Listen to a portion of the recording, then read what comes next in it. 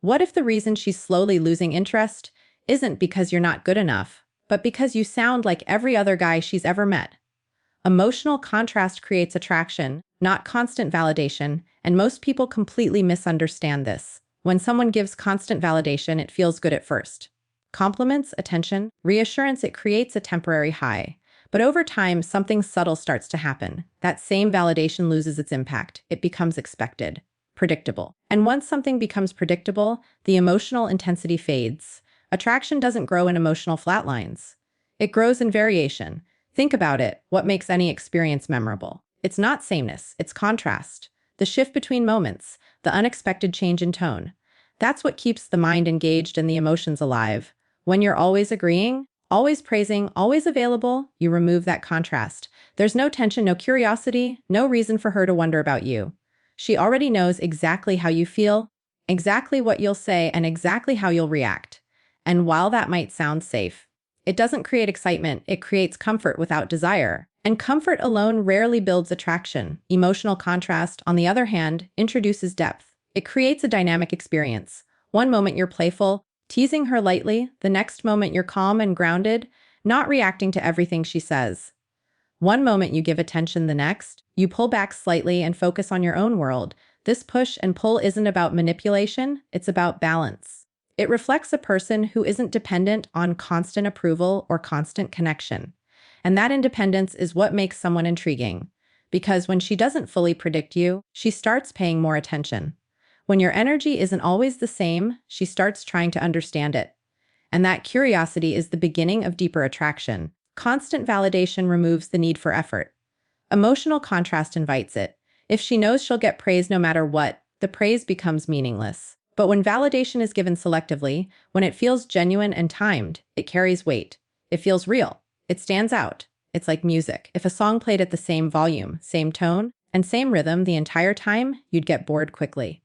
But when it rises and falls, when it surprises you, when it shifts between soft and intense, that's what keeps you hooked. Human emotions work the same way.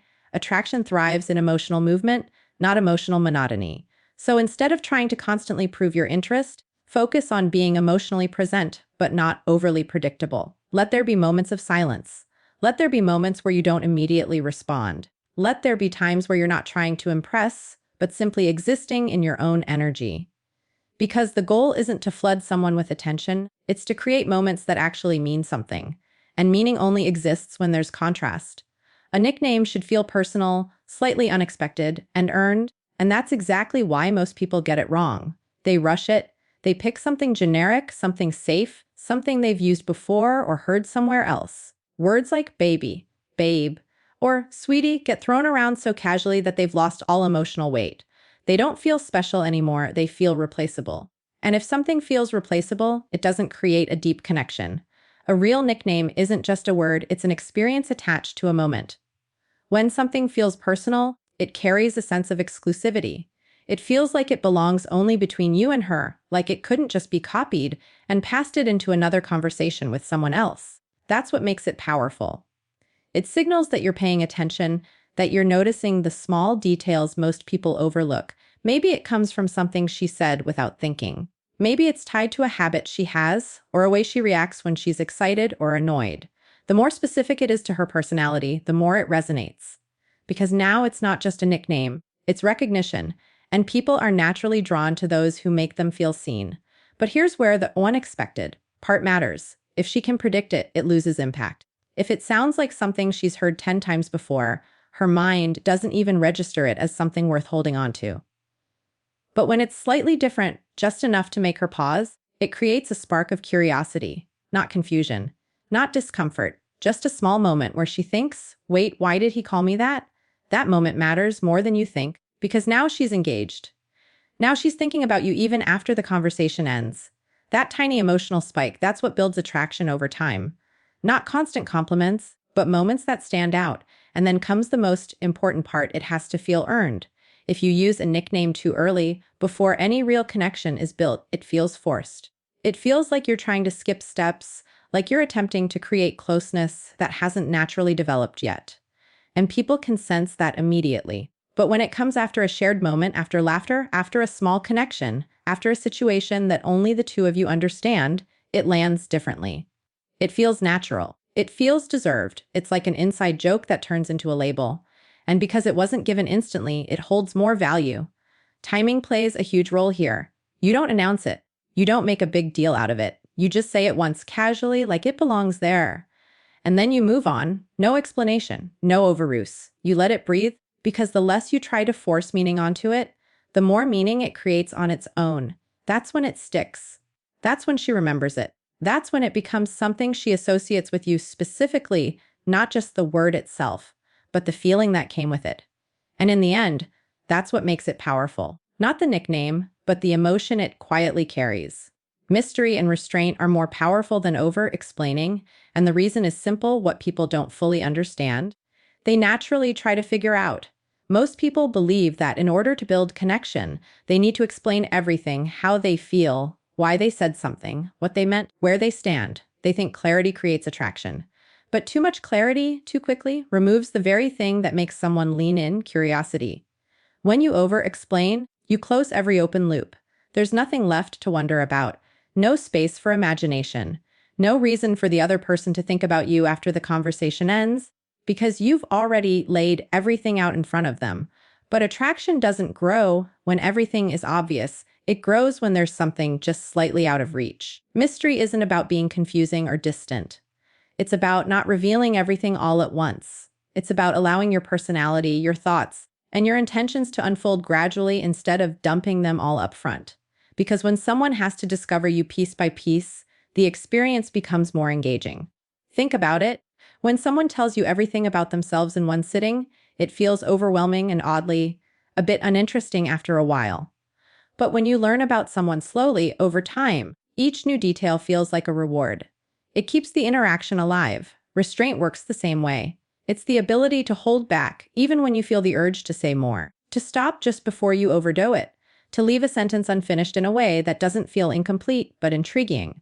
For example, instead of explaining exactly why you gave her a certain nickname, you just let it exist. Instead of justifying a playful tease, you let her sit with it. Instead of constantly reassuring her with words, you show consistency through your actions. Because actions, when not over-explained, carry more weight. Over-explaining often comes from a place of needing to be understood or approved. It's subtle, but it signals uncertainty. It feels like you're trying to control how the other person perceives you. Restraint, on the other hand, signals confidence. It shows that you're comfortable with a little ambiguity, that you don't need to micromanage every detail of the interaction.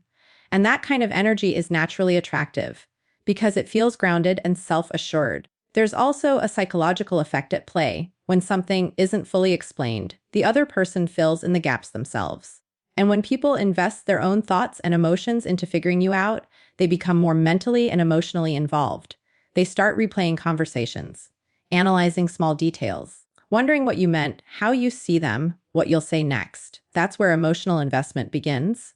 But the key is balance. Mystery doesn't mean being cold or unavailable. It means knowing when to speak and when to hold back, when to reveal and when to pause. Because if you say everything, there's nothing left to discover. And if there's nothing left to discover, there's nothing left to feel curious about. And without curiosity, attraction slowly fades. Tone and timing matter more than the actual word, and this is where most people completely miss the point. They focus so much on what to say that they ignore how and when they say it. But the truth is, the same exact word can create two completely different reactions depending on tone and timing. You could use the simplest nickname in the world, and if your tone is off, it feels awkward, forced, even a little uncomfortable. But take that same word, say it with the right energy at the right moment, and suddenly it feels natural, smooth, even attractive. Because people don't respond to words first, they respond to feeling. Tone carries emotion. It reveals confidence, playfulness, certainty, hesitation, all without needing extra explanation. If your tone sounds unsure, like you're testing the waters or waiting for approval, the word loses strength. It feels like you're asking for permission instead of expressing something naturally. But when your tone is relaxed, slightly playful, and certain, it changes everything. It signals that you're not overthinking, that you're comfortable. And that comfort makes the other person feel at ease too. It's subtle, but powerful. Then comes timing, and timing can either amplify the moment or completely kill it. If you say a nickname too early, Before there's any emotional connection, it feels out of place. Like you're trying to jump ahead without building anything real. It creates resistance instead of attraction. If you say it randomly with no context or emotional build up, it feels meaningless. Just another word thrown into the conversation without purpose. But when timing is right, when it comes right after a shared laugh, a playful exchange, or a small moment of connection, it lands differently. It feels like a natural extension of the moment, not something you planned in advance. That's when it sticks, because now it's attached to a feeling. People remember how something made them feel more than the word itself. So when tone and timing align, even the simplest phrase can create a lasting impression. There's also power in restraint within timing. You don't repeat it immediately. You don't overuse it. You allow space between moments. That space builds anticipation. It makes the next time feel intentional instead of automatic, and intention is what gives things meaning. Another important detail, delivery should feel effortless. The more it sounds like you practiced it or thought about it too much, the less natural it becomes. It should feel like it just slipped into the conversation without effort, almost like it surprised even you. That's the kind of moment that creates intrigue. Because now she's not just hearing a word, she's experiencing a moment that feels slightly different from everything else. And different is what stands out. In the end, words are just tools. They don't carry power on their own. It's the emotion behind them, the confidence in the delivery, and the precision of the timing that brings them to life. Get those right, and even the simplest word can leave a lasting impression. The goal is emotional impact, not control, and understanding that difference changes everything. A lot of people approach attraction like it's something they need to manage, like there's a formula to make someone feel a certain way on command. They focus on techniques, lines, strategies, all with the hidden intention of controlling the outcome. But the moment you try to control someone's emotions, it starts to feel forced. And anything forced eventually breaks. Real connection doesn't come from control, it comes from experience. Emotional impact is about creating moments that feel genuine, not calculated. It's about saying or doing something that lands naturally and leaves a feeling behind, something that lingers after the interaction ends. You're not trying to make her react in a specific way, you're allowing her to feel something real in her own way. And that difference is subtle but powerful. Control is rigid. It needs things to go a certain way. It depends on predictable responses. If she reacts differently than expected, it creates frustration or confusion. But emotional impact is flexible. It's not about forcing a reaction, it's about offering an experience. Whether she laughs, pauses, thinks about it later, or responds in her own unique way, it still works. Because the goal was never to control her response in the first place. It was to create a moment that meant something. When you focus on control, your behavior becomes calculated. You start overthinking every word, every pause, every message. You're no longer present, you're performing. And people can feel that. It creates a sense of pressure, like there's an invisible agenda behind everything you say. But when you focus on emotional impact, you become more natural, more relaxed. You're not trying to win the interaction, you're simply contributing to it. You're adding energy, playfulness, depth, without needing to force a specific outcome. And that energy feels authentic. There's also a level of respect in this approach. You're not trying to manipulate her emotions or push her into feeling something she's not ready to feel. You're giving her space to experience things at her own pace. And that space actually makes the connection stronger because it doesn't feel pressured. It feels chosen. Another important thing to understand is that emotional impact doesn't always come from big gestures. In fact, it's usually the small, subtle moments that hit the hardest. A well-timed pause, a playful remark that catches her off guard, a calm, confident response where most people would overreact. These moments don't try too hard, and that's why they work, because they feel real. When you let go of control, you also become less attached to the outcome. You're not constantly wondering, did that work? Or what does she think now? You're simply expressing yourself and allowing things to unfold. And that mindset alone makes you more attractive. Because confidence isn't about knowing exactly what will happen, it's about being okay with not knowing and still showing up fully. In the end, people don't connect with perfection or control. They connect with how you make them feel, and feelings can't be forced, they can only be created and experienced. Most guys try too hard to impress, they over-compliment, over-text, and over-explain, and without realizing it, they become predictable. But attraction doesn't grow in predictability, it grows in tension, curiosity, and emotional spikes. Something as small as a nickname, when used the right way, can completely change how she feels when she sees your name pop up on her phone. Speech. You see, the mistake most people make is thinking attraction is about saying more, doing more, proving more. It's not. It's about making someone feel something different, something they don't usually feel. And that's where this forbidden nickname idea comes in. Not forbidden in a negative way, but forbidden in the sense that it breaks the pattern. It's not baby, not babe, not the same recycled words she's heard 100 times before. Those words are safe, and safe is forgettable. What you want is something that feels like it came from a private world between you and her. Something that makes her pause for a second, maybe even question it, but in a way that sparks curiosity, not discomfort. Because here's the truth, people don't get attached to words. They get attached to the emotions behind them. If you say a nickname too early, it feels forced.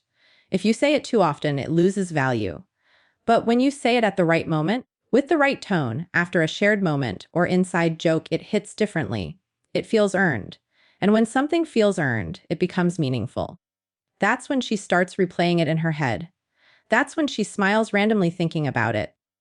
That's when your presence lingers even when you're not around. But here's the part most people miss. It's not about the nickname itself.